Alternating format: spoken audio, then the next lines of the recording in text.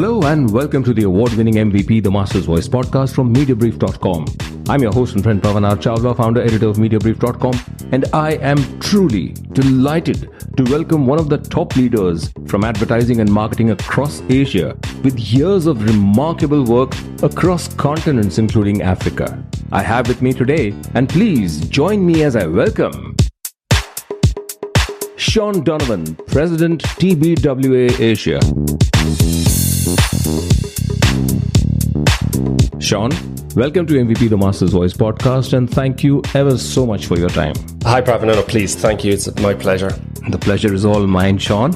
And will soon be our listeners too. I can't wait to begin our conversation. But before I do that, Sean, allow me to do you the courtesy of telling my listeners about you. So, by your leave, here goes. My distinguished guest on this episode of MVP, the Master's Voice podcast is Sean Donovan, President, TBWA Asia. As President, Sean is charged with further advancing TBWA's position across the Asia region with the continued ambition to deepen the company's specialist units in analytics, data consultancy, and e-commerce, and continuing to drive creative excellence across the entire brand experience journey. An approach that has paid off, with 2021 and 2022 being the best years of revenue growth for region. Sean joined TBWA in 2010 when TBWA first acquired an equity stake in the integrated communications agency OpenCo, the Open Collaboration, where he was the managing director and founding partner. In 2015, Sean assumed the reins of TBWA's coastal operations as managing director of TBWA Hunt Lascaris in Durban before taking on the role of group CEO in December 2016, where he was responsible for 7 group operating companies across the country and 19 affiliate agencies across 14 other African countries. So that's truly amazing. Sean holds a BSc, MSc and an MBA. A former consultant, Sean executed projects in banks across Africa. He entered the world of marketing via brand strategy, deployed in the financial services, telecommunications, retail and automotive sectors. Entrepreneurial by nature, Sean Donovan is also the founder of a tech startup and chairperson of Campaigning for Cancer, a non-profit company that does critical issue-based advocacy work for cancer sufferers and their families. So that's Sean Donovan, President, TBWA Asia, my distinguished guest on this episode of MVP, the Master's Voice podcast on Mediabrief.com. So Sean, let's begin our conversation. Sean, my first question to you is that Asia is an engine of innovation and growth for the TBWA collective, and your background as an entrepreneur and your experience of running a group of companies in South Africa, well, all of this makes you an ideal fit for the regional Asia role. But I'd like you to tell me, I know why and what you bring to the table amazingly so well, but I'd like you to tell my listeners what you feel are the biggest strengths you bring to the table in Asia from your vast experience in South Africa and other African countries. Thank you. Thank you again for having me, Pavan. If I was to answer it in one word, I would say culture. And I think it's something that's underestimated quite a lot, which is the power of purposely building culture in organizations. Right. And I would see culture along, well, many, but 5 sort of primary facets as I see it. First of all, building a culture of community, which is about building social capital. We have many great leaders across many great agencies in Asia. And I benefited from that social capital that was built there. So it's about continuing that. So we find ways of working together. We have a saying that says, none of us are as good as all of us. And that's beautiful. It's a cultural strand of our DNA that I firmly believe in water. I would say the second is the culture of product. We are ultimately a creative agency. Right. I firmly believe in the power of creativity to change lives, to change the world, to make a difference. And I think this comes up thematically more and more in the changing world of advertising. But really, you know, the future of the industry is the past of the history, which is creativity. Beautiful. Well said. Thank you. I believe in building a culture of talent. I think as leaders, I don't believe in the sort of trite expression, it's not personal, it's just business. I believe as leaders, we have a social and a moral compact to build our talent as well. We bring them into the organization we have a professional need, but I think we also have societal and obligation to build that talent into being the best version of themselves that they can be. And the day that hopefully they'll stay, but maybe the day they will leave, that they walk out better and everyone benefits from that. I believe in a culture of performance, in analysing, setting ambitious objectives and aiming all we can to achieve those. And I think the fifth is a culture of change. I think it's an acceptance that we have to make, and change is scary, it's difficult. It's, we're hard-coded deep psychologically to resist it. But there's many great African expressions. But an African expression I learned there that I truly love.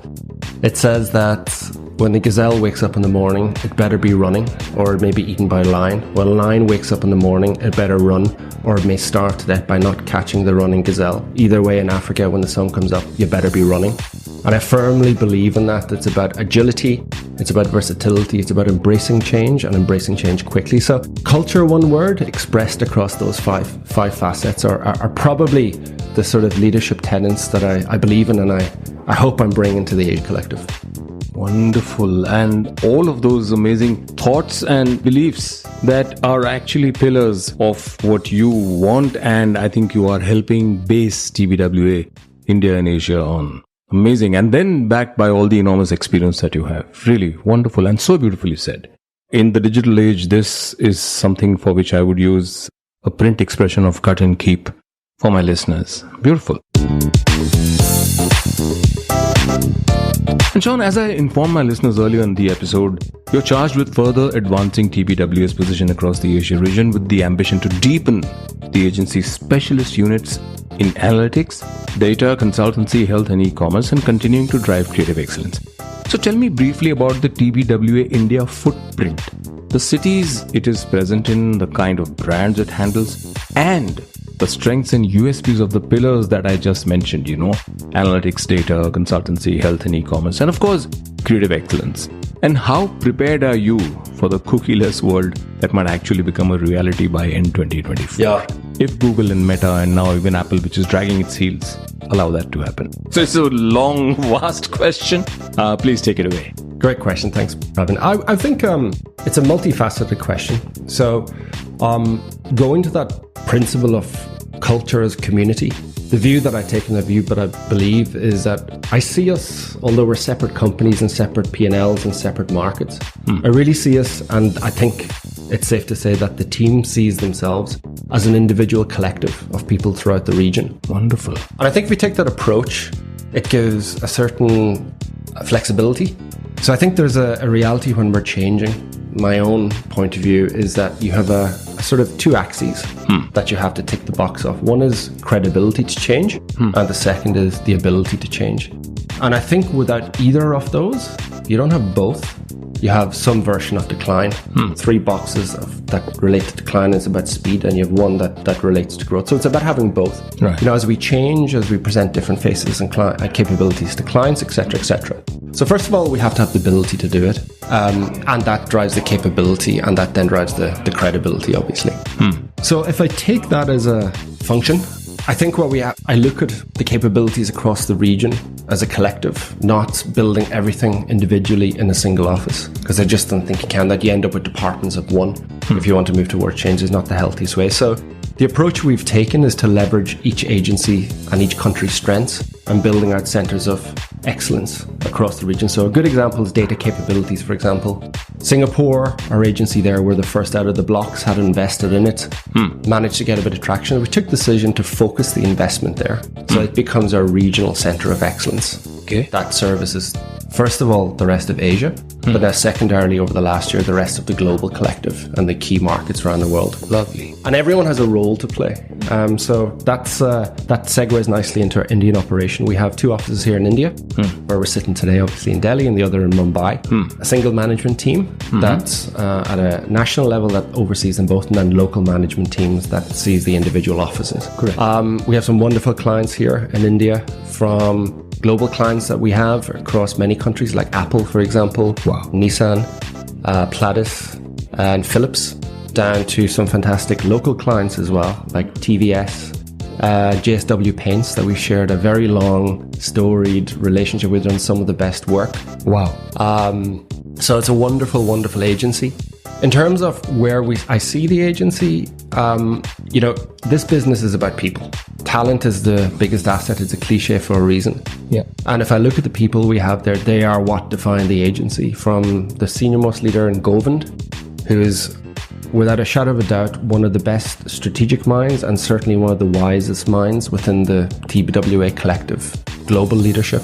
And Donovan sets the pace, right? He sets the compass bearing for all the rest. And part of that is he has a wonderful knack for attracting the best talent to come and work with him. Yes, you got two really good people joining in Delhi. Today's their first day, exactly.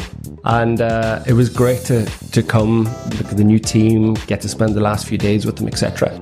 And they augment what is a fantastic team already with Namrata heading up Mumbai.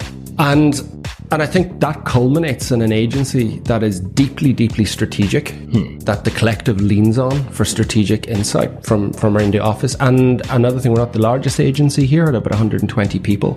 But without a shadow of a doubt, I think we are the biggest puncher beyond our weight creatively. Wow. And I say that with great humbleness, but also great pride. And it's a gem. The Indian operation has always been a gem in our Asian crown and continues to be so. And I really look forward to Amit coming in from a new CSO point of view. He's been here 8 months now. And obviously Russell today, his first day, and joining then the rest of the colleagues, creative colleagues and strategic colleagues throughout the rest of the collective. Russell, who comes in, and then the other great hire we have Ranjiv, and really look forward to the leadership he's going to offer at the Delhi office. Wonderful, wonderful. You really have a constellation of talent out here. We do. We're very lucky. And lovely verticals that they're going to be working on. So superb. And you said that, TBWA and your India operations are really like a gem. So Sean, speaking about India, staying on India as a massive market, the sheer size and base makes every opportunity much bigger than it could be anywhere else. But it's not all roses, there are guns too, in terms of the fact that the economic outlook for India, as in most other countries too, remains uncertain, with inflationary pressures having a negative impact on consumer demand. So for brands, this is, obviously a point of concern as the mission to convince budget-conscious consumers becomes that much harder. So how are you seeing conversations with brand marketers shifting as, this becomes a focal point in marketing strategy for the months to come? Yeah. It's a great question and such a pertinent one. And it's probably the question that's dominated every conversation for the last 3, 4, 5, 6 months. Right. So I would answer it in a number of ways. There's a couple of layers to that question, I guess. I mean, the first is the current context and how that affects what we do and how we plan. And that's obviously shadowed at the moment by fears of global recession, etc. However, I would qualify that with two things, and maybe I should qualify my qualification by first saying, please, I'm a glass half full guy. I always will be. I will always look and default to the positive and hope for the best, but work towards the worst. So that's always going to be my default position. And if I was to take a sort of positive spin on it, certainly the noises we're hearing. Very recently, I was listening to a podcast this morning, for example, that was wrapping up the Davos meeting that took place recently. Yep. And the sort of noises coming out as, well, actually, maybe this recession may not be as bad as we feared it was going to be 2 months ago. We had big sort of systemic movements happening. Obviously, China opening up, and you have obviously that capacity coming into the global economy again. But then I would also say that this was a recession that's quite different to others, in that it's quite asymmetric. So over the quirks over COVID of the last few years, we have seen huge asset bubble growth. We've seen a lot of people get actually very wealthy. We've seen revenge spending coming out. And if it depends on your point of view, if you're in the travel and hospitality industry, 2023 is probably going to be a better year than you've had in a very long time. Yes. So, the recession is also selective, unfortunately, in some ways as well. But be that as it may, I think bringing it down to a marketing and a brand point of view, irrespective of that context, it comes down to some principles and some fundamentals, which is, I think, the reality is marketing and consumer engagement has become much more difficult, much more fragmented. There's much more opportunities to engage as a brand with consumers. And I think much more consideration has to be given across a much broader brand experience spectrum about how you show up as a brand, where you're offering value. And I think when times are very good, or times are tough, I think the ability to have conversations which are much broader, much more selective, and much more appropriate for what you're trying to do becomes absolutely critical. So broadening that capability from just comms, if I'm being simplistic, to total consumer experience is a very potent way of approaching the market. Wonderful. And putting in the investments that are essential, because like you said, you wake up in the morning, if you're a gazelle, run to save your life, or if you're a lion, run to catch your food. Amazing. But Sean, cost cutting is already taking place across many industries with, the highest profile moves coming from the tech industry and its layoffs. We heard about Google and, as companies seek to manage P&Ls amidst growth uncertainties, this cost cutting and layoffs are happening. The marketing function is typically one of the first hit in such scenarios, and I find that completely short-sighted and myopic an approach. But what are your views on brands moving to scale back on ad spends? I think they want to I don't know what they will do. This is just the one thing that they must not do if they're already surviving and growing, and they need to really hit the decks running. So what's your view on that? What's your advice to marketers? Yeah, I would answer it again in two ways. One, first of all, is I think there's, a lot of research there from, Les Bennett, Paul Fields, demonstrating the long-term value of a continuous investment strategy. Harvard Business Review, I read a work article today. So I think without a shadow of a doubt, the ability to keep investing when times are tough has shown that it pays dividends. So that is a baseline. However, I would also look inwards as an agency as well, or an agency collective.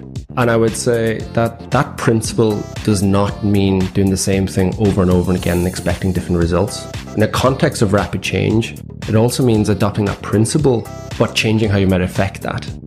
So absolutely believe in the ability to keep brand there, but also there's increasing and decreasing needs to change your activity to actually, address what's happening in the current context. And I think that's critical. And again, it loops back to the capability of having the ability to execute across a total brand spectrum. When I started with my partners, my agency, the Open Collaboration, the name was deliberately chosen because it was a small startup. We all came from agencies, and no agency could do everything, right? And that's got more and more increasingly complex now. Yeah. And the whole idea there was we'd always have an empty seat at the table to bring in the expert that we couldn't deploy, or the expertise, I should say, we couldn't deploy. And that was based on the principle that, if you have a hammer, the temptation is that everything looks like a nail. And I think that is within the context of absolutely advocating investing, but brand and longer and short-term deliverables. The onus is on an agency to broaden the toolbox and not just bring hammers to that party. You said so many wonderful things out there. When you have a hammer, everything looks like a nail to you. Sean, I honestly wish that someday you would sort of stand at some good industry event and speak your heart out to the younger marketers and even your peers and other, company promoters alike, the brands who would do so well to have you on their side, having the back of them, to tell them about the importance of not saying that, okay, I want to cut costs, marketing is the first one. I don't know why, if you even look at the percentage of the GDP internationally that's spent on marketing and what happens in India, it's a chasm of a difference. What do you think about that? Yeah, the research is there, right? And I think but I do also understand, if I look at, say, when we entered COVID, it was an interesting period for many reasons. So put the safety of people and the health crisis aside for a second and look at it just through the narrow lens of our businesses. Everything stopped, right? And flatlined. Naturally, because everyone had to take a pause to say, what's going on? What's happening?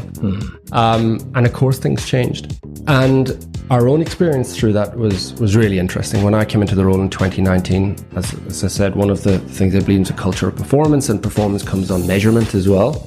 So we do a lot of measurement in our business to see what our baselines are and so forth. And one of the measurements we had was our construct of revenue across Asia. So divided into three, quite simple, deliberately simplistic, traditional, innovation and production. Yes. And the latter two meaning different things in different markets, depending on the clients, etc., etc. With the ambition to say we wanted to grow those latter two categories. And what we saw is we set a 3-year target And what we saw was within probably June or July. So, 5-ish months into the COVID, into the pandemic, we achieved the objectives that we'd set for 3 years and the diversification of that revenue and doing different things. Amazing. So in that sense, it was fantastic. In another sense, had we not done that, perhaps we would have kept trying to do the same thing that was no longer appropriate over and over again. Yes, which you said sometime back. Yeah. Absolutely. Yes. You hit the nail on the head with that hammer. Sean, in India, TBWA is considered a challenger agency brand. Yeah. How do you feel about that, and how do you see the agency making its mark in the market? Yeah, I love that question. Thanks, Pavan. It is a challenger brand, and I absolutely love that about it. I think TBWA itself, in every market, sees itself as a challenger brand because it's, as much as it might be used as a descriptor, for example, of size, for argument's sake, it's a mentality. It's about always being in beta. It's about always questioning what we do today to see if it's appropriate or the better way of doing it tomorrow. So I actually love that is described as a challenger brand.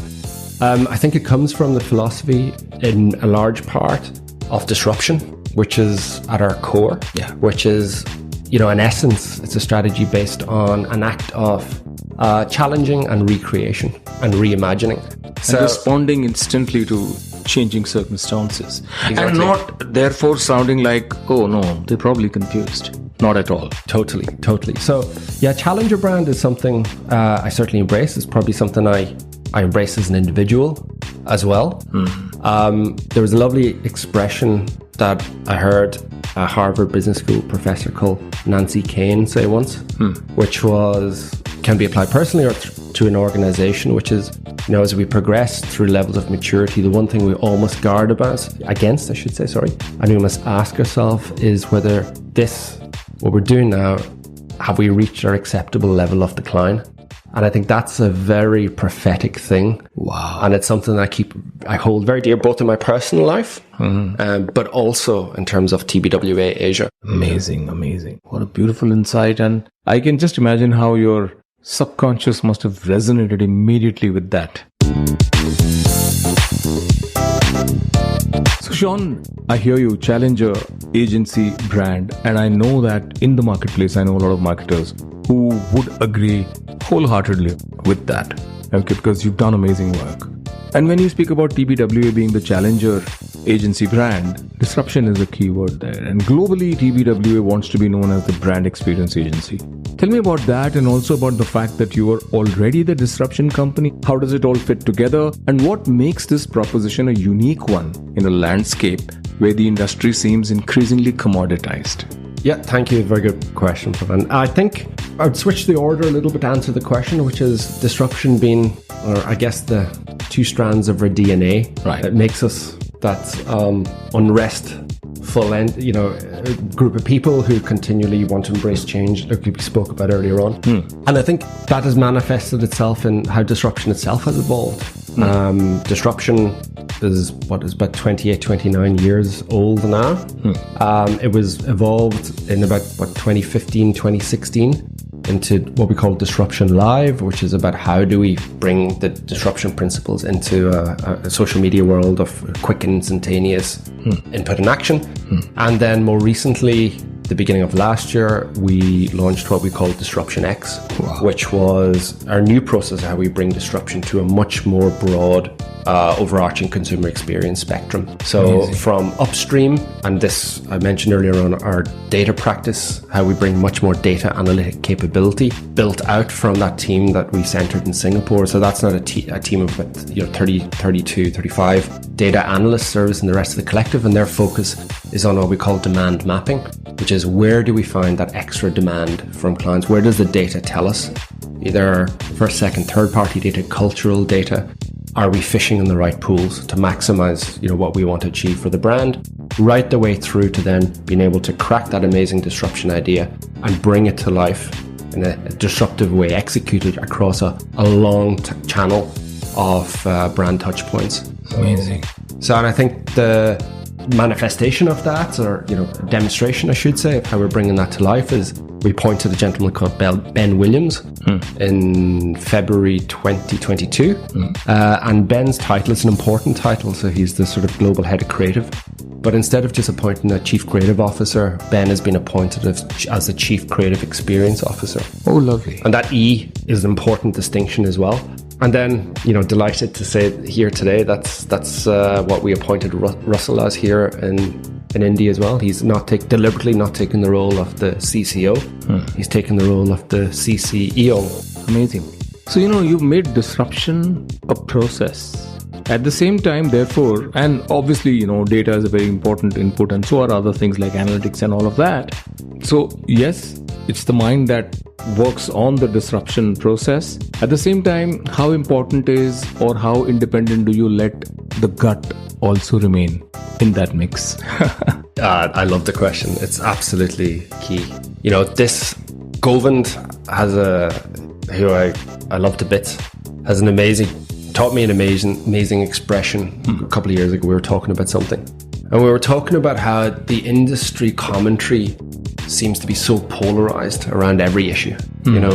People over here advocating for left, people over here advocating for right, and there's very little discussion about things in the middle. It was about consultants are going to kill agencies, and now it's about AI is going to kill creativity. And he taught me a great expression, one called bothism, which is the ability to keep two ideas in our head simultaneously, not be vested in the outcome of one over the other. And I love it. And there's just sometimes the world itself, not just the industry, feels there's just not enough bothism being adopted. And this has always been an industry based on one part science, one part magic, one part head, one part gut. The science is we have precision marketing, we have more inputs, more capabilities, we have AI to produce, and that will continue to march on as fantastic, and we adopt them as tools, and we embrace them. But ultimately, there has to be the magic as well. There has to be the gut. There has to be the irrational part. There has to be the romance. There has to be the ability to make a consumer fall in love with an idea and a piece of work. And it's not about either. It's always about both. And for that, you need to have not only an amazing agency collective like yours, but also evolved clients who trust you. Very much so. Understand that, yes, I am in the best hands. Absolutely. I think it's a really, really crucial point that you mentioned. When you're talking about your agency or an agency, inevitably the focus is on the single party, but the bothism of that is it's always agency and client. Wow. Everything you say is like a line I want to come and, cut and file and keep. But how beautifully you responded. And this was a very corollary kind of an extempore question. It wasn't even a planned one. But I love the poetry that your head and heart together came up together with. So yeah, great. Sean, Indian advertising has been making a name for itself globally for many years. The most recent Cannes Lions saw Indian creativity thriving. Do you have a favorite Indian ad? Which is it, and why does it sit so well with you? Yeah, I'll give two answers to that, Pavan. Okay. So I guess, the one way I answer those questions, I think of those questions, is what's the piece of work I'm most jealous of that we didn't do? And I know it's been massively celebrated already, but I have to give an honest answer, which is the Unfiltered History Tour. Okay. It's done amazingly well. Congratulations to Dentsu for that piece of work, and the recognition they got is amazing. Very well deserved. I loved it. I think I loved it for so many reasons. It's an amazing idea. The gut brought to life through tech, the science. Wow. And I think just a message that was so off the time as well. I think it was just ticked all those three boxes for me. So I think, and recognized clearly for other people as well. So a home run. And I'm obviously going to give you a slightly biased answer as well. And that's two pieces of work I'll call out from TBWA, India. So one was quite a bit of coverage last year. You're probably familiar with the JSW Paints, which is the Independence Day piece of work. Yes. Beautiful. I remember simple, true, telling, pure thought. I love that. And of course, Blink to Speak from a number of years ago. Oh, yes. I remember that. Love that piece of work as well. So yeah, I'm obviously going to give you a slightly biased answer, but I give you one unbiased one as well. So No. Some things are dear to your heart, and it's like that. But I also must tell my listeners that what really makes a good, respected leader is humility and the ability to praise anybody else's great work, because good work is right up there and speaks for itself. So wonderful. I like how you put yourself out there and called out Dentsu's work too. But these other two TBWA India campaigns have been truly memorable. Really nice. Sean, in an earlier episode, I was speaking with Patrick Collister, who's the creator and custodian of the Caples Awards, and amazing awards for creative people, and which, during COVID, well, Patrick waived all entry fees just to help agencies. Correct. Somehow, I don't like the fact that every agency seems enjoined upon or forced to have a budget of at least $1 million to enter awards, events. Lots of respect for Cannes Lions, of course, but many agencies can't, bad pun I know, but can't afford it. So, what do you think about that? So the question about awards is the question that bounces around agencies since I guess I started. And I think if I put myself back to 2020, I probably, like many people, have bittersweet relationship with award shows. Okay. And what I mean by that is, on the bitter side, I think there's a danger that certain agencies can allow the award culture to become quite toxic. And what I mean by that is that you pivot almost your entire agency to pursue that very, very narrow definition of success at the expense of everything else, which is, we're a business. Our number one objective is to our clients and our talent, to their employment, to the success of how their brands do, etc., etc. Right. However, I would say the other thing is, you could swing the pendulum the other way and say awards play no role, and I don't agree with that either. And if I take that to 2020, COVID hit. I think we went through a period where initially we didn't know what was going to happen, but as an industry, we were quite happy and quite pleasantly surprised with how work from home worked, how we were still able to do work, how there's a good body of work coming out, how some agencies went and we saw some very clever things, car ads being shot in bathrooms at home and all sorts of stuff. And that was great. But as the year went on, I did feel, and I'm only speaking for TBWA here, I did feel like we felt the lack of award shows. We started to feel their absence in two ways. One is just an outlet for the creatives to express and to achieve and to strive. And the second was just the motivation maybe to flex that creative muscle that little bit more, maybe to do the 2 more reps on the piece of work. And get that swagger. Exactly. So we introduced our own internal TBWA Asia award show. Oh, lovely. To do that. Yeah. And it was great because we were able to invite clients along as well and other TBWA agencies around the world to judge on those, for example. And it was our way. We've kept it up. So I do think there's absolutely a place for the award shows. I think one has to be very careful. And I take your point about the cost of entry. I think, it's only fair to acknowledge they are a business. So I don't begrudge that any stretch of the imagination. But I think, you have to be responsible in how you enter as well, on behalf of both where you waste your energy for clients, but also how you utilize your money as an agency. Absolutely. Sean, awards at such massive platforms are amazing, yes, but I also believe that the best appreciation, and one doesn't replace the other, they go together, but the best appreciation, I believe, is client delight. Can you tell me briefly about a couple of TBWA campaigns? You mentioned 2 just now, but any others that pleased both you and the client or clients on the ask and the results? Yeah, sure. So let me talk about one which really springs to mind, which is the work that we've done for BMW in China, for example. Okay. And I'll talk sort of more broadly. I've taken that. I think we took over the account in about 2018. Okay. And if you look at the results, the business results since then, they've been fantastic. We brought it to the number 1 premium auto brand in the country. In China, wow. In China, yeah. And that's been amazing. And it's, you mentioned earlier on, the best relationships have the trust of the client as well. Sure.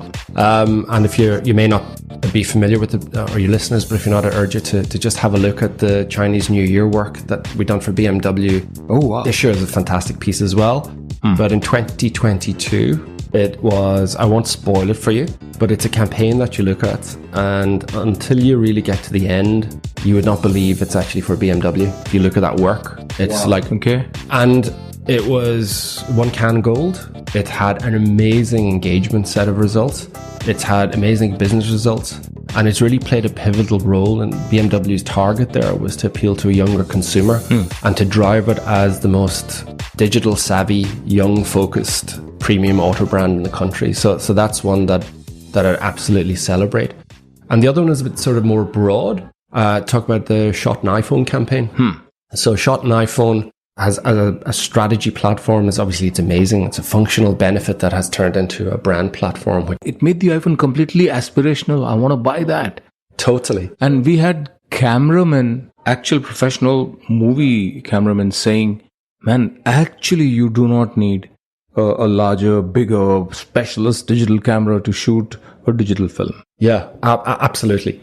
And I think that's absolutely amazing. And it wasn't just the results. It was the beautiful, stylish, sexy way in which you packaged the whole thing and showed it. How seamlessly it flowed, the audio, the music. The whole creative was amazing. Breathtaking was the word. Thank you. It was. It's very kind of you to say so. And what I love about it is it started off as a brand platform. Apple is a very centralized brand, as you know. And it's platform and strategy at the core, but culture-led insights in its execution. So how we've seen that manifest now in the last 2 years, a year. You know, we've seen the Chinese New Year campaign, most recent now, obviously in the last couple of weeks.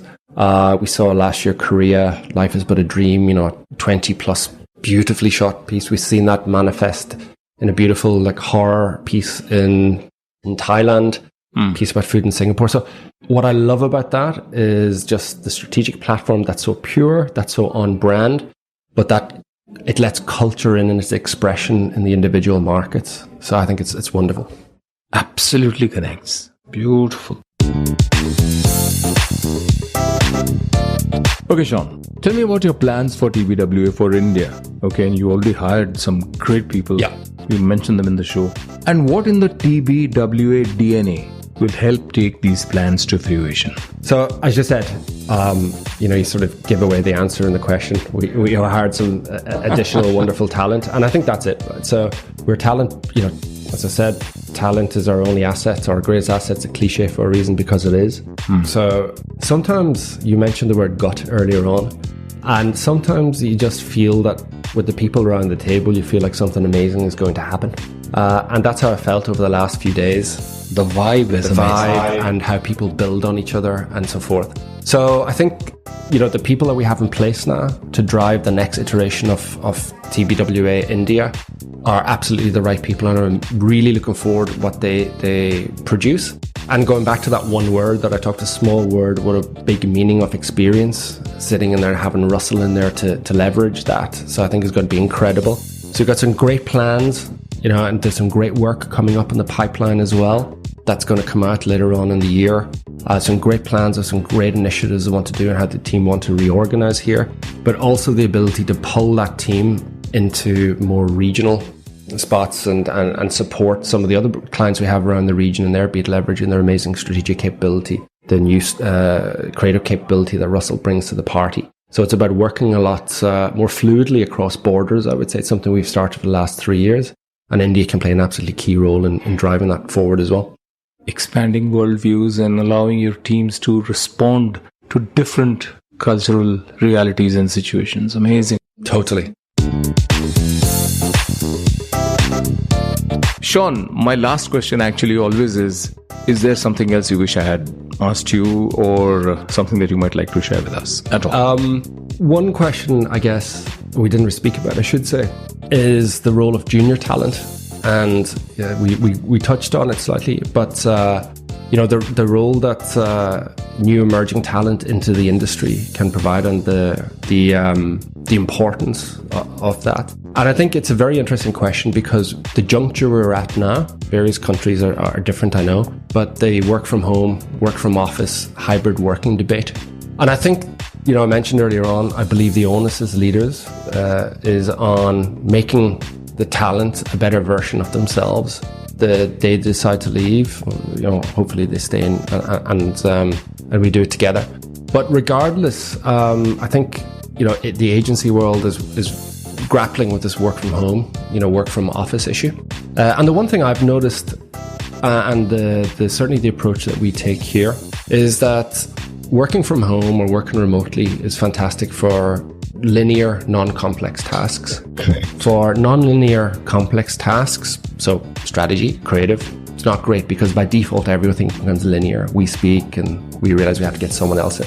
And clearly, very obviously and physically, there's no room for that spontaneity, for that magical conversation at the coffee machine. And I think the one thing that we're in danger of forgetting as we have discussions and debates around hybrid work from office is the effect that has on junior talent and growing our junior talent. This is an industry that really you learn by apprenticeship, by being in the room, by overhearing the conversation, by walking past a screen, by having a coffee with someone or whatever that case may be. And I really think that's a really important thing we need to protect, especially in the world and the advent of AI that's coming out, which is how do we take the growth of our junior talent seriously? How do we use the wisdom of leadership and marry it with the energy, enthusiasm and digital nativeness of the young? And that's a key component and a cornerstone here for strategy at TBWA. So well said. And how do we also harness their amazing qualities through reverse mentoring? 100%. We had a great conversation yesterday. Govind and Amit have hired four young professionals who are here to teach us solely about the culture of the youth. So one specializes in 13 to 16 year olds, one 16 to 24 year olds, one in Gen Z. Wow. And absolutely, it's a circular conversation. The wisdom of youth and the knowledge of the young. And it's about, as I said, that circular conversation, certainly not a top-down. Amazing. This is MVP, the Master's Voice podcast on Mediabrief.com. I'm Pavan Chawla, and with me is Sean Donovan, president of TBWA Asia, the challenger agency known as a feisty disruptor in the ever-growing digital marketplace. Sean, what's TBWA India's promise to every marketer and brand? Great question. And I would say one answer, disruption. The ability to stand clear in the sea of sameness, to harness the power of creativity, to resonate with consumers, and to build a brand that's a category of one. Amazing. So Sean, thanks for a wonderful, insightful chat today. I'm sure every brand, every promoter, C-suites, and especially the marketing leaders across our huge audience of professionals in India and even internationally will want to reach out to you and your India team at TBWA to empower their brands and their strategic and tactical plans and more for tremendous business salience. So as I said, I enjoyed our conversation today, Sean. What did you feel about our chat and being on this episode? So first of all, Pavan, thank you for taking the time and giving me the opportunity. I really enjoyed it.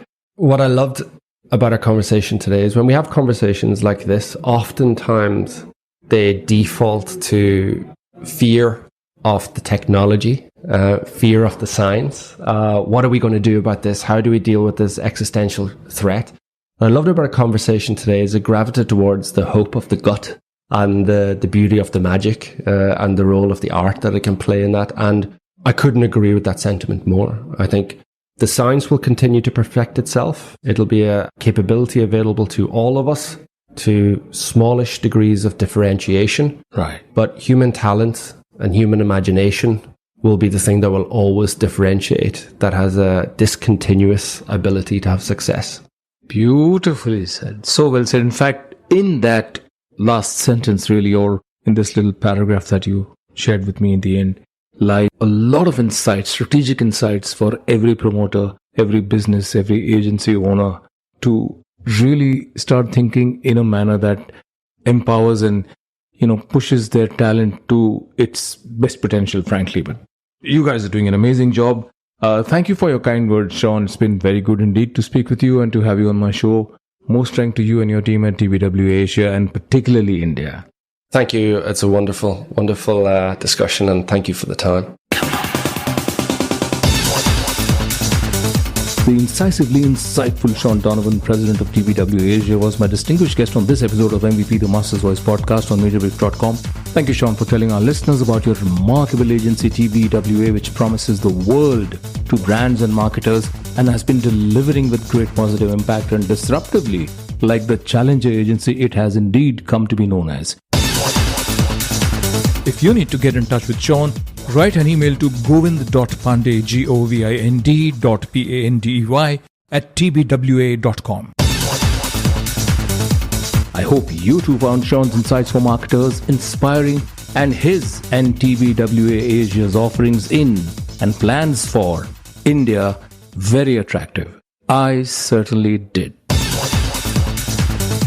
Till we meet again in the next episode of the award-winning MVP, the Master's Voice podcast, this is the host and friend Pavan Chawla, founder editor of Mediabrief.com saying, take care, stay safe, remain creative. Bye-bye.